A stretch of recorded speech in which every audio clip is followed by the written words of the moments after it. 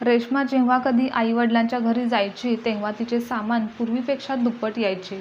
पण तिने कधी सासरच्या समोर हे कधीच प्रदर्शन केले नाही. रेश्माला एक भाऊ एक बहीण होती. भावाचं लग्न झालं होतं आणि आता तो आपल्या बायकोसोबत दुसऱ्या शहरात राहत होता. पण रेश्माचा भाऊ समीर जेव्हा केव्हा ऑफिसमध्ये जायचा तेव्हा तो रेश्माला फोन मात्र जरूर करायचा. पण रेश्माची वहिनी मात्र आरती नेहमी बिझी असल्याचे बहाणे करायची व रेश्माला टाळायची. रेश्मा जेव्हा जेव्हा घरी फोन करते तेव्हा ती सगळ्यांशीच बोलायची. रेश्मा स्वभावाने साधी सरळ होती. आरती तिच्या कुटुंबात आणि मुलामध्ये व्यस्त होती. म्हणूनच वहिनी आपल्याशी बोलत नसेल फारसे असे रेश्माला वाटत असे. ती वहिनीला चुकीची समजत नव्हती. ती फक्त या सांसारिक जीवनाशी जुळवून घेत होती. पण अशा परिस्थितीत तिला तिच्या वयाच्या एका बहिणीची उणीव भासली, जिला बोलावणे तिला कदाचित कधीच वाईट वाटलं नसतं. आणि सगळ्यांना येथे प्रेम मिळतं. आणि मग हळूहळू रेश्माही या धावपळीच्या आयुष्यात व्यस्त झाली. एके दिवशी रेश्माच्या घरी तिच्या मुलीचा वाढदिवस आयोजित केलेला असतो. म्हणून तिने वहिनीला तिच्या घरी बोलावलं देखील असतं. सर्वांना आग्रहाचे आमंत्रण असते. सुरुवातीला तिचा नकार होता, पण नंतर तिची वहिनीला नवऱ्याने सांगितल्यावर रेश्माच्या घरी तो तिला सोडून येतो.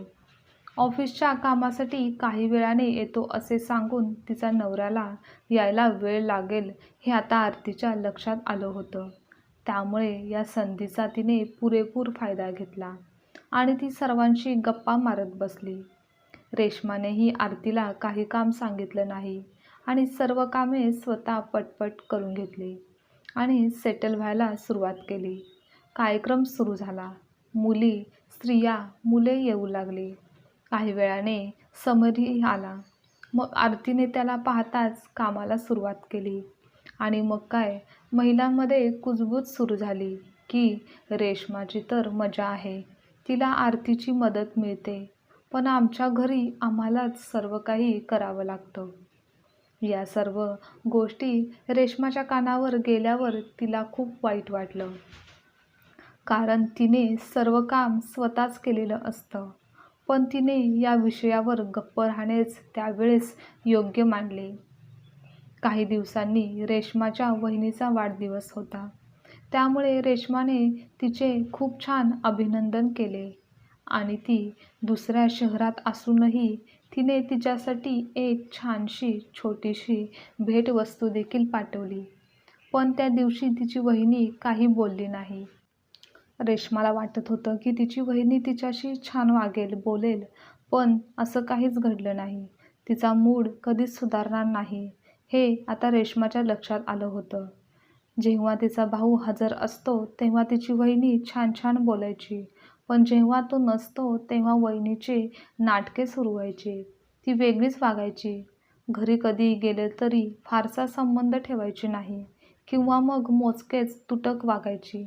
हे सर्व काही आता हळूहळू रेश्माच्या देखील लक्षात येत होतं. एके दिवशी रेश्मा खूप उदास बसली होती. जेव्हा तिची मैत्रीण आली तेव्हा रेश्माने तिचे स्वागत केले आणि तिच्यासाठी चहा बनवला. रेश्माचा उदास चेहरा पाहून तिची मैत्रीण विचारते की सर्व काही ठीक आहे ना, तुला काही त्रास होत नाही ना. त्यावर रेश्मा सर्व काही तिला सांगते. तर सर्व काही ऐकून तिची मैत्रीण रेश्माला सांगते की प्रत्येक नात्यामध्ये आदर हा असलाच पाहिजे, मग तो लहान असो किंवा मोठा. आणि समोरच्या माणसाला तुमचा आदर कसा करायचा हेच कळत नसेल तर तुम्हीही एक पाऊल उचललेच पाहिजे. त्याला त्याची जाणीव करून द्यायलाच हवी. आता रेश्माला समजलं होतं की तिला काय करायचे आहे व काय नाही. दुसऱ्या दिवशी आरतीच्या मुलाचा वाढदिवस होता. त्यामुळे रेश्मा तिकडे गेली आणि तिला बरं वाटत नाही असे सांगून बसली होती. ती फक्त भावाच्या सांगण्यावरून आली होती. आरतीने रेश्मासाठी जे काही काम ठेवलं होतं ते काम आता आरतीलाच स्वतःलाच करायचे होते. त्यामुळे तिचा चेहरा पडलेला होता. आणि रेश्माची सासू आणि सासरे येताच रेश्मा म्हणाली, मला आता थोडं बरं वाटते. सांगा काय काम करावं लागत आहे, असं तिची सासू म्हणाली की आमची रेश्मा तिच्या तब्येतीची काळजी न करता नेहमीच दुसऱ्यांचा विचार करते. हे ऐकून आरतीला वाईट वाटलं. पण मैत्रिणीच्या बोलण्याचा आता रेश्मावर परिणाम होत होता, हे रेश्माच्या देखील लक्षात येत होतं. त्यानंतर काही दिवसांनी रेश्माला तिच्या वहिनीचा फोन आला की मला भेटायला यायचं आहे. तुम्ही घरी असाल तर मी इथूनच येऊन जाईन. या बहाण्याने आपण भेटू.